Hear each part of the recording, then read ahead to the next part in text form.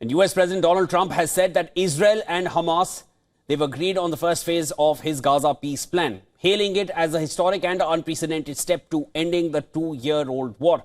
In a post on Truth Social, Trump said that all the hostages will be released very soon and Israel will withdraw its troops to an agreed-upon line, calling it the first steps towards a strong, durable and everlasting peace. Trump received a note during the White House meeting saying a Gaza deal was very close and seeking his approval for a social media post. Very close, said the note, which was handed to Trump by none other than the US Secretary of State Marco Rubio, who said he will need to go and carry out a meeting now. And this was reported as seen by an AFP photographer who was there in the room. Trump, in his post, also thanked mediators, Qatar, Egypt and Turkey, and the mediators confirmed an agreement for the first phase.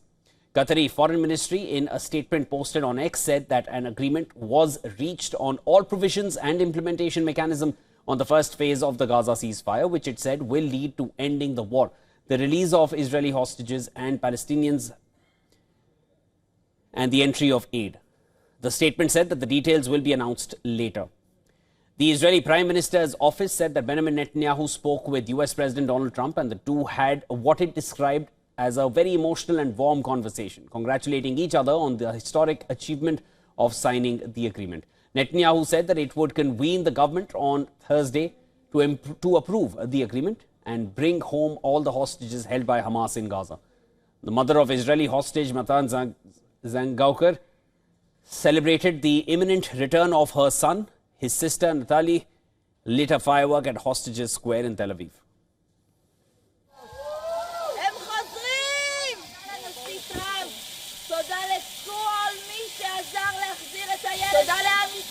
They're coming back. Thank you to the people of Israel, to the soldiers. Thank you to President Trump. Thank you to all who helped bring my son and the hostages back. We won't stop. We won't stop fighting till the last hostage. Matan is coming home. Hamas said that it has submitted lists of Palestinian prisoners who are to be released by Israel in exchange of the hostages. A source within the group told AFP that Hamas will exchange 20 living hostages for 2,000 Palestinian prisoners. That's a ratio which has been agreed upon since the beginning, and this was as part of the first phase.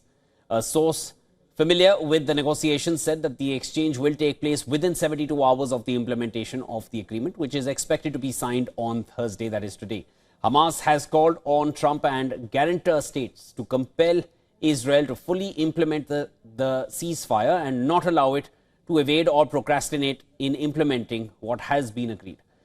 Palestinians in Khan Yunis took to the streets in celebrations after the announcement. Crowds gathered near Nasser Hospital, clapping and cheering in what one Palestinian described as a historic moment.